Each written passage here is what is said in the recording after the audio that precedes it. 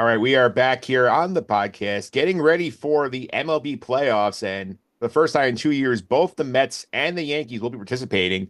Joining me today, great contributor, SNY, great friend of the podcast, covers a bunch of baseball. We talked in March at the beginning of the season to preview the MLB season. Now we're back to get ready for the playoffs. Anthony McCarron from SNY is here. Anthony, how are you?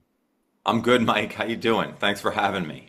Thanks for coming on here as always. And I mean, back when we were having this conversation in March here, I don't think either of us could have sat here and visioned the road we took to see both New York teams get to the postseason. No way. Absolutely not. Look, at the beginning of the year, I thought the Mets at best were kind of like a fringe third wild card contender. And then they got off to that bad start, and everybody was like, "Oh yeah, sellers." And then they played great for 4+ months, and for a long stretch, they were the best team in baseball record-wise, and it's been very impressive what they've done and the way they've improved the team during the course of the season, how it's evolved, how the team itself has evolved, all the chemistry that was developed.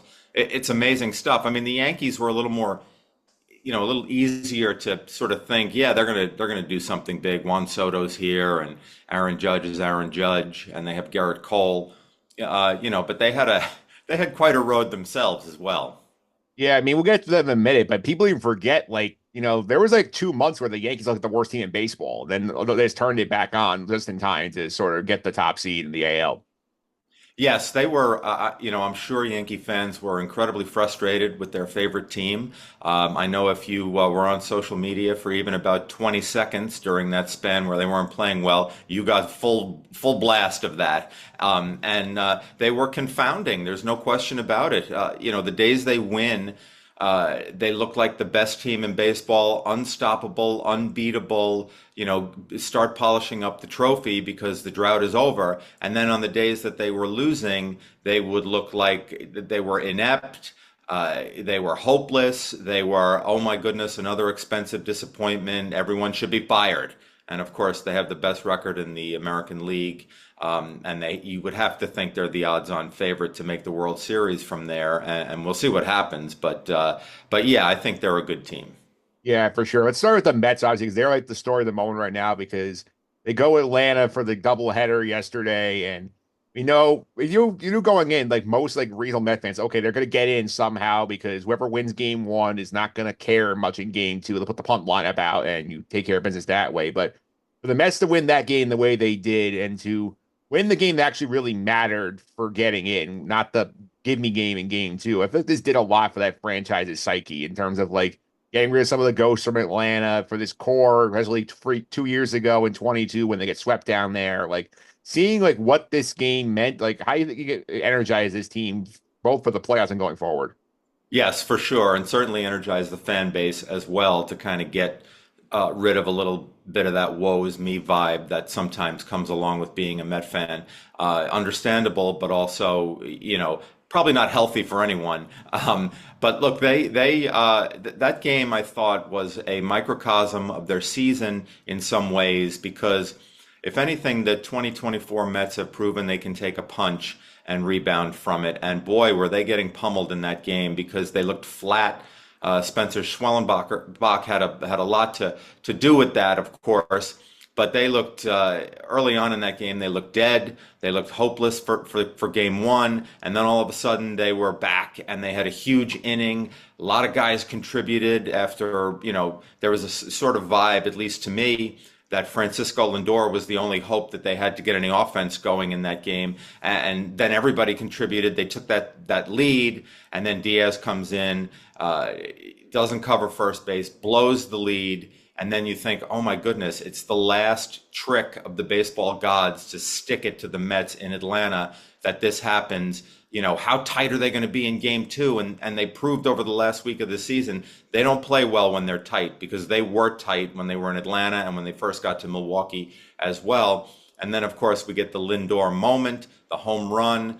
It's a phenomenal story. It might be the greatest regular season game in Mets history. Certainly, Lindor's home run is one of the most meaningful swings of the bat in Mets history, and what a way to clinch it. And look, I mean, who knows what they can do now? I mean, you don't feel like they're a favorite, but I mean, do you really want to play this team?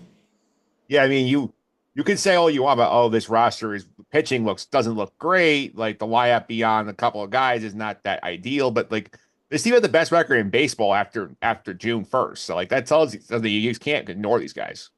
Right, exactly. And that's the thing about them. Like you do look at their pitching staff and they don't have a Zach Wheeler. They don't have a Garrett Cole or a Corbin Burns or those kind of guys. And then but you could say that all season and all those guys have done is pitch this team into this position. I mean, Sean Manaea has emerged as an ace type pitcher. He's going to make he's going to make a lot of money in free agency and deservedly so because he's been tremendous. He's another one of those guys, and the Mets did this as a whole, as I mentioned before, that evolved during the season because he tweaked his delivery a little bit, got more of a Chris Sale funk into it, and arm angle wise, and it's worked beautifully. He had a wobble in his last start, but I feel like he's going to be up for a playoff challenge.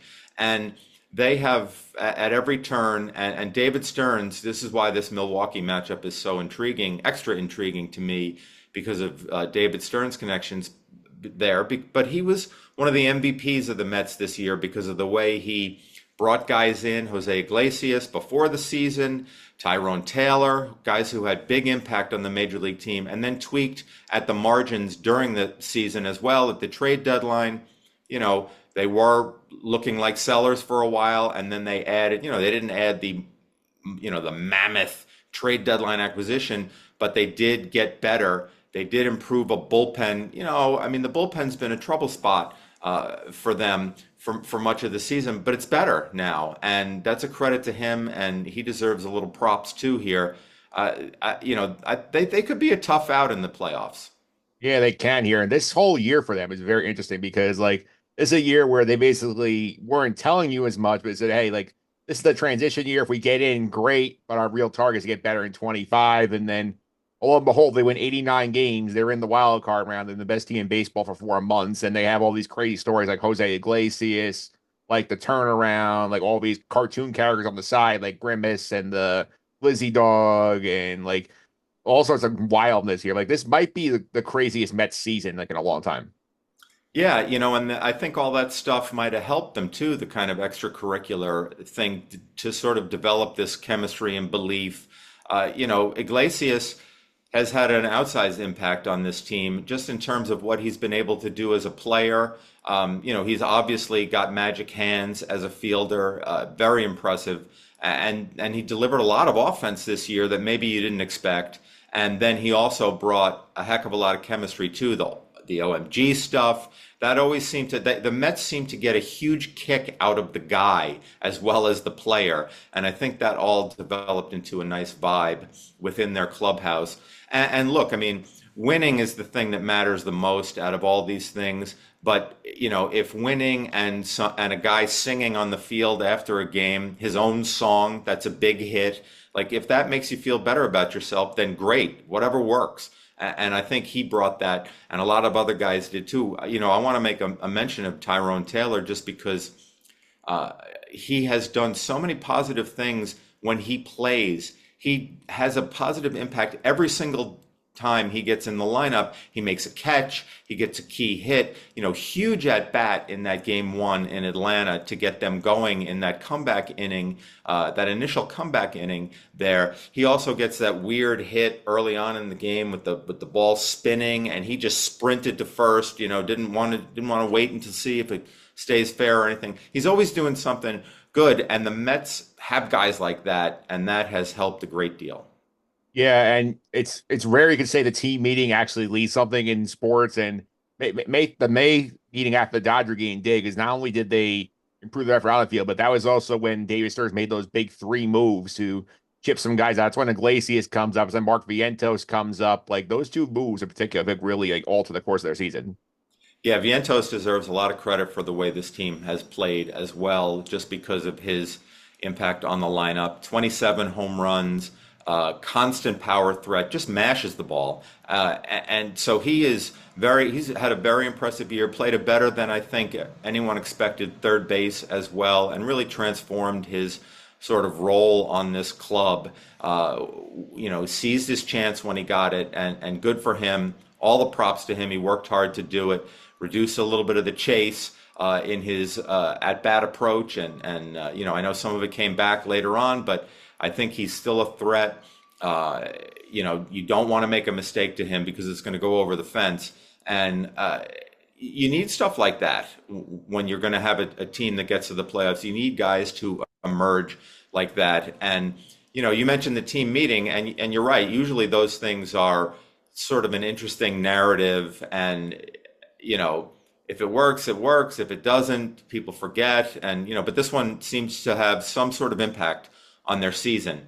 And Francisco Lindor has been the guy who has been credited with calling it, and that sort of blends into the narrative thread of his MVP candidacy season. Not only was he by far their best player on the field, he was an apparent leader, a vocal leader that everybody could see. And the Mets sort of go as he goes. So if he has a big playoffs, that adds to the intrigue of where they could end up.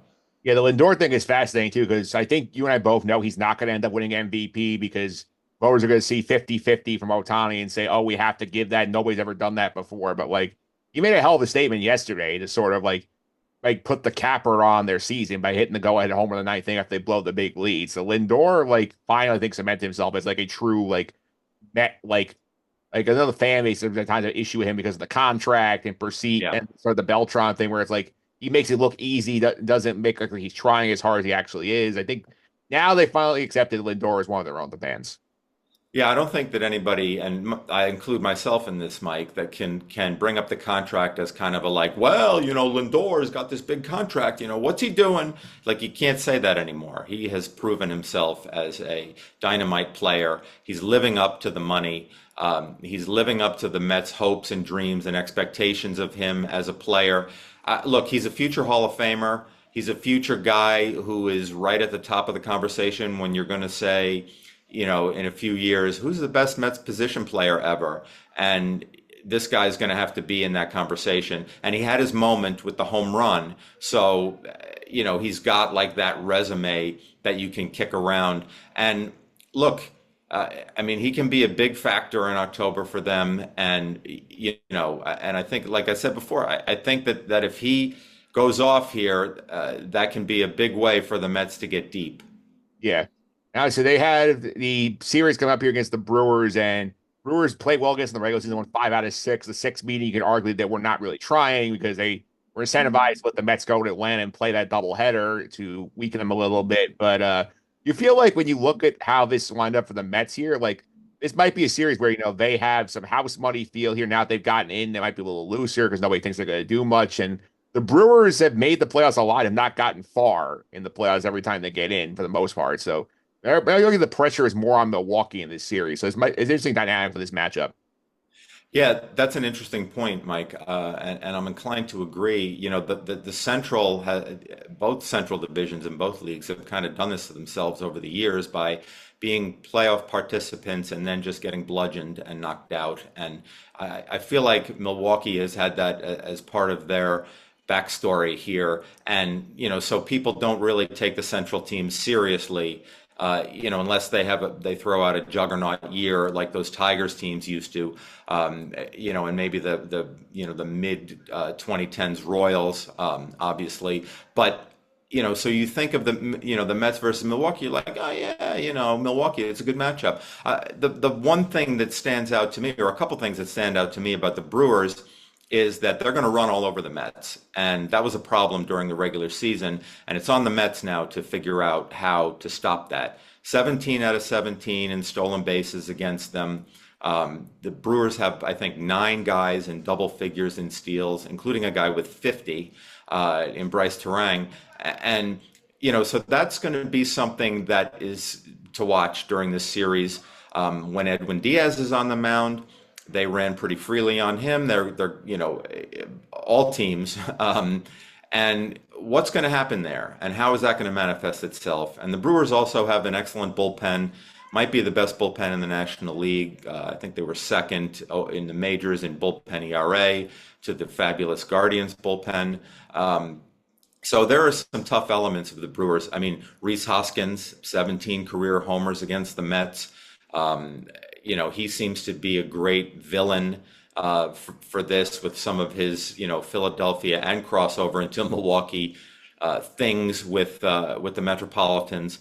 So there's a lot going on here. Willie Adames, the king of the three-run homer. It should be a fascinating series. I like the Brewers with their hustle and, their make things happen kind of way to play. They don't bowl you over with, they don't have an Otani.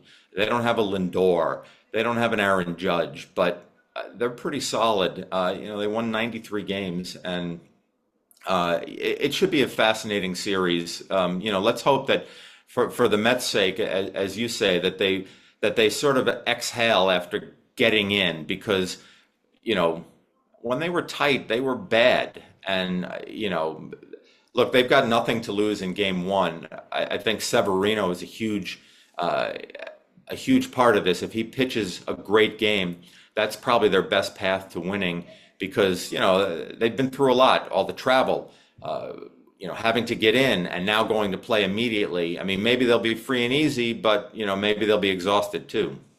Yeah, in terms of the roster situation here, I think the Mets dodged a big bullet by winning Game One yesterday because now they weren't not got to scramble for starting pitching. They actually have like three starters on extra or normal rest here, which helps here. But the thing you really think I notice the roster construction, I think, is the bullpen, because obviously Edwin Diaz and Phil Maton, who knows they're available today, considering how much they've thrown the past couple of days. You have guys like Huascar Brazaban and Adam Ottavino pitched like both ends of the doubleheader. So like bullpen construction should be fascinating for the Mets. I think that's the thing you got to watch with the postseason roster. Yeah, and I mean they're in a bind because the two guys you mentioned first, Diaz and Maton. I mean they're obviously on the team for the wild card thing, wild card round, even though they're probably not available in Game One. I mean, I don't know how you pitch either of them there. So it is a bind, and that it's been a trouble spot at times for the Mets this year. The bullpen, they're just going to have to grind. I mean, this is the way it is. Like they didn't play well enough at the end to have the luxury of setting up their pitching and getting their main bullpen cogs rest at the end. The Brewers did, and we'll see how that impacts the series. Yeah. Let's go to the Yankee side for a little bit here. Obviously, we talked about their season a little bit at the top of the podcast in terms of like, okay, like they get off to the flying start again. They look like the worst team in baseball for 2 months. And then they kind of, do just enough to win the division. But then they have that concerning showing against the Orioles the last week of the season where Baltimore basically outplays them for most of the series until the Yankees win the third game here. Like, is this a World Series or bust situation with the Yankees right now?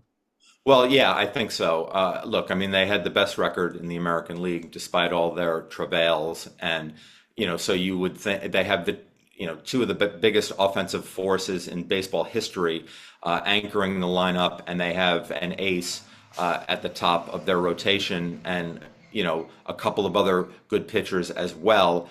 Their bullpen doesn't miss bats in the way that maybe the Yankee bullpens of the recent past have, but they have been good. Except for some agita creating moments, I think, certainly for their fans. So they have everything that they need. I know my perception is that Yankee fans hate when Aaron Boone says it's all here, but it is all there. Like they do have the ingredients to whip up a championship here. Are they going to do it? We'll find out, of course. But I mean, they're at least in as good a position as anybody in the American League. They're going to need Aaron Judge and Soto to provide offense in the, in the playoffs. I know that's easy to say. I know that's sort of self-explanatory, but one of the big problems of Yankee postseasons past have been an inability to get big hits and an inability to just produce offense in the same way that they sort of gorge on these offensive outputs during the regular season, and then in the playoffs when it's not really like that, they haven't been able to get it done consistently enough on offense. And, Aaron Judge has had one, I think, really good postseason. And, the Yankees didn't go anywhere. I think that's 2018 when he hit like 3 homers in 5 games, whatever it was. His postseason resume isn't great, even though he is, he's an unstoppable force, basically, otherwise. This would be a great time for him to just blow open series by himself. Is this his A-Rod '09 type year? Maybe. I mean, because that's finally the time that Alex Rodriguez got the postseason weight off of his back. Look, I think the Yankees are really good. They were good against good teams this year. I was looking at their numbers against the fellow AL playoff teams. The only one they had a losing record against was the Orioles. And, I know they handled Houston early in the season and then Houston transformed themselves, but the Yankees still beat them 6 out of 7 times. So, I know that the Astros are the boogeyman in this equation to Yankee fans. We'll see if this year is any different. Yeah, that's for sure here. And interesting situation for them as well with the obviously that you have 2 starters locked in already for the division series with Garrett Cole and Carlos Rodon, and the way the schedule's set up means they can only use 3. So we've had the third guy is obviously like Nestor Cortez is playing himself in that mix before he gets hurt. Marcus Strong shifts to the bullpen. You figure it's Luis Heel, then he has like 2 relative stinkers down the stretch here. So like I think the Yankees play that third starter spot. Well, to me, the game 2 starter is interesting because I think it has to be Carlos Rodon, even if you feel like he has the third best stuff on your staff, just because of the way he has pitched at home this year. And I feel like he's got to pitch a home game. And then look, I mean, Luis Heel, you're right, it wasn't great at the end. I get it, but he still has nuclear stuff. And I think that's where you go from there. Clark Schmidt may be a potential there. I think he would be the only one who would have a shot at getting that game over Heel, and I don't think he will. The body of work that Luis Heel has provided this year, I think, gets him there. Yeah, and obviously they have questions on the position player side because we get the Anthony Rizzo injury, he breaks 2 fingers. You figure he's probably out for at least the division series. I know they hope he can come back. So Dalvin's first base up again. Ben Rice is back in the mix here. And then the ever lingering Jason Dominguez question, because I feel like the fans want him. The Yankees seem to prefer Verdugo. Verdugo hasn't done a ton down the stretch. Dominguez didn't do a ton of his opportunities that came up. He had some hard hit balls, but the results weren't really there. Like, how do you feel like some of these back end roster spots play out for the Yankees on the position player side? Well, I'm fascinated by the Verdugo thing and have been for months, basically, because once his sort of vibe check impact on the Yankees kind of waned during the season, he stopped producing offensively, and I know he's a good outfielder. Certainly acknowledged that. I was perplexed at the Yankees' just unwillingness to bring up Dominguez, even with his flaws that they apparently defensively that they apparently sort of understood at the minor league level, but just to see what happened when he got up here, because as we've seen with players, once they get into the bright lights of MLB and they're out of, Jason Dominguez with the way I'm not saying he feels this way. I'm saying that you wonder if he feels this way, that he was like, well, look what I did in my 8 games last year. I rocked, when I was up, and then I got hurt. Like, why shouldn't I be in the majors? And was that affecting his play in AAA? I have no idea whether any of that is true, but once guys get up to the big leagues, and you saw this maybe a little bit across town with Luis Angel Acuna, who just shined as soon as he got to the majors with a huge impact for a week, 10 days there. You wonder if they up their game, and so the Yankees were reluctant to bring up Dominguez, and then they finally did, and he didn't seize the chance, as you mentioned. So that puts them in this playoff conundrum, and I clearly I think Verdugo is going to get a lot of the playing time because they can at least say, look, we've got 2 incredible offensive players at the top of this lineup. We can do with a little less offense or a little less potential for offense in left field if Verdugo is going to catch balls in the corner like the one that Dominguez missed a week or so ago. So that battle to me is still fascinating because Dominguez does have, lightning type talent. But Verdugo right now is sort of the defensive choice, and you can't blame them if they go there. Yeah, for sure. And obviously, right now they're sitting pretty for a few days, waiting for their opponent to come out of the Royal Oriole matchup in the division series here. Well, you would figure right now, if you're a Yankee fan, you want no part of the Orioles because the Orioles have given them fits all year long. Even with Corbin Burns pitching game one of the wild card series, like you figure he'd be ready probably like game two, game three, and be in a big spot. So I feel like if you're the Yankees, your potential disaster path could be the Orioles show up and then like the Astros are waiting there in the ALCS and you get through Baltimore. Yeah, I mean, look, just like the Mets had to go through Atlanta to even get in, I just think it would be fascinating theater for the Yankees ultimately to play Houston. Because if you're going to get there, you might as well beat the teams that sort of weigh on everybody's mind and, punch karma in the face a little bit. I don't know. Baltimore in the second round would be fascinating, just because they have so many incredible young players that are kind of all blooming at the same time, and they look to be a problem for years and years. So let's start the postseason part of this in this current generation right now and see what happens. I think that would be fascinating.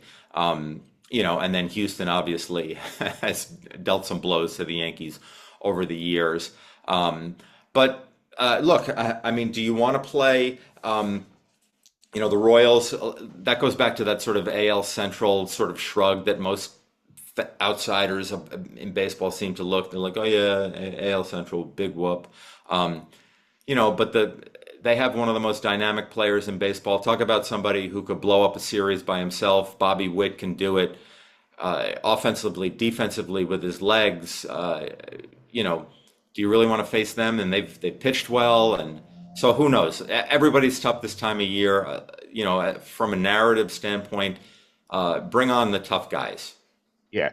Let's talk real quick before you go about the other two series are not the other series in the wild card round here. We talk about Orioles Royals a little bit here. Like the Tiger Astro thing is fascinating to me because obviously the Tigers are the AL version of the Mets where they were like left for dead in August and then they sort of turned the Jets on and surged past the fading Twins to get the last wild card spot. They have this potential Cy Young winner in Tarek Skubal.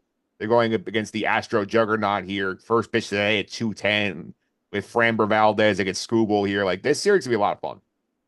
Yeah, absolutely. What a story the Tigers are, and let's not forget what a story the Astros are because they look dead in the water, and people were pointing and saying, "Finally, they're done. This is over. This incredible Astros run of getting to the playoffs and doing damage." And the Astros were like, "Hang on, here we are. We're coming," and they did, and good for them. Um, so now they're back in there. But the Tigers. They may have that feeling that we were talking about a little bit with the Mets that might make them dangerous of like, nobody expected us to be here. Nobody thought we could do it. Now we're here. Let's make as much noise as we possibly can and see how it all shakes out. And, maybe the Astros are just not as good as the Astros teams of the past that they can't overcome it. Skubal is a great advantage for the Tigers. I can't wait to see what he does in the playoffs. He had a tremendous year. Pitching triple crown. To me, I can't imagine that anybody else gets a first place vote for Cy Young. No offense, other AL pitchers, but he has clearly been the best starter all season. Wonderful year, and they've developed players. They drafted way up there for a while too. That helps, and they developed guys, and now here they are. They've arrived maybe before anybody thought they would. Yeah, Royals Orioles I think is interesting because like obviously the Orioles like looked like they had a chance to take the division from the Yankees and they kind of stalled out the same time the Yankees did, which is why the Yankees were able to hang on in the division despite their rough 2 months here. They got a Royal team that kind of faded down the stretch. They had a bunch of 7-game losing streaks here, but like they have pitching as well. I think this series could be a little tricky for Baltimore than it first looks. Yeah, absolutely. They probably had higher aims than having to play in the first round, which can be treacherous, obviously, since it's only 3 games. And but they're really good, the Orioles. But look, the Royals. You can't count them out either. It's amazing that they came. What did they lose? 106 games last year. Yep. I mean, that's remarkable. They made moves during the winter, and everybody was like, "Oh yeah, look at the Royals, spending in free agency a little bit. Oh well," and then they worked, and here they are, and their manager is good, their star is ascendant, and they, like you said, they can pitch, and so this could be very intriguing. Yeah, in the last series here, the NL series, the Braves and the Padres here, and like Atlanta's in a very bad way right now. We learned after game one yesterday that Chris Sale was basically never going to pitch. He was basically being loomed as a boogeyman. He's got back spasms and I won't pitch the wild card series. They have no pitching really lined up at the fly out west. It looks like maybe Max Fried on short rest in game one. The Padres are well rested here. Like this feels like it's almost like I was joking with friends off the air. Said this feels like sort of like what used to happen with the Mets with DeGrom, where you would hear all these stories and all of a sudden something goes wrong and he's not there. And this feels like now that like sort of like it just feels like they're cooked unless something very dramatic happens. Yeah, I mean, look, they had so many injuries during the season too that you would think that they would have been cooked a while back, and they never were. They just hung in there and persevered. I mean, they have a deep core of really really good players, and they lost maybe the best player or certainly one of the top five, and Acuna, and didn't have him for most of the year, and that's too bad. And now they face what teams who have to play on the last day of the season face, where they're tired, and they've used pitching, and they've got to scramble a little bit, and you know that's they're sort of cornered now. Like, are they the we're done, we're just resting here in the corner kind of in the corner, or are they cornered animal kind of corner where they can still deal a blow and be dangerous? And we're certainly going to find that out. I mean, the Padres are awash with talent. I love the way that they have just acquired good players. I feel like that they and the Phillies are sort of similar in the fact that they're like, hey, this guy's available, let's get him. All right, and they're not going through all these machinations. I mean, they are, of course, behind the scenes, but it's not like all this hand wringing over like, well, we can't afford this guy, or we can't do this, or there's no way to make that happen, so just forget about it. They just go and acquire these really good players, and both of those teams are in the playoffs, and the Padres are, to me, extremely dangerous. Going beyond this round and impacting the playoffs as a whole as a scary get. I mean, I think the Mets probably did better by the way things shook out yesterday by getting Milwaukee in the first round. Not that I'm predicting that for sure that that the Brewers lose or anything like that, but the Padres are very, very dangerous, and very, very good. Yeah, for sure. And the last thing here, this is a strange year in baseball. The first time in a decade we haven't had a team win 100 games, and you still have this factor going here. This is year three of this format where the top two seeds in each league get basically the week off, and we've seen it burn teams the past few years. The Orioles went out last year like this. The Braves have gotten flopped by this. The Dodgers 2 years in a row have had issues with this. So, do you think the top teams have learned yet how to manage this week off? You think this could be another story when we get more upsets in the division series again? Well, I think it's hard, and look, the problem is that you say, oh, it's bad to have a layoff. Oh, really? What it really is bad to expose yourself to a three-game series where your season can be over. I get the idea of playing every day, and I was on TV with Terry Collins last night, and he was mentioning that when you have a layoff like the 2015 Mets did after sweeping the Cubs in the NLCS, and then you go to the World Series, like the energy does naturally ebb, and I get it. But the problem is, the flip side is, expose yourself to a series where you only have to lose twice and your season is over. So I feel like it's painted as a bad thing if you have the layoff, but everyone should want the layoff because that means you don't have to win another series. Coping with it is a problem, and I don't know what you do. Inter squad games are not going to get it done. But I always feel like the explanation for this thing is like, oh, the layoff killed the Dodgers, the layoff killed these guys. How about they just weren't good enough in a short series, and they didn't play well enough? They're all incredible baseball players, and there are big brains running the operation. not every team that's had a layoff has then gotten beat. Uh, you know, I feel like it's an easy excuse for the teams that lose. Well, the layoff kind of took us out of our element. It's like, well, play better. Like I can't sit with the layoff being the reason teams lose. Yeah, we'll certainly see how it plays out this year, Anthony. Thanks for all the time. Really appreciate it. People want to follow you on social media, keep up with your baseball coverage. How can they do that?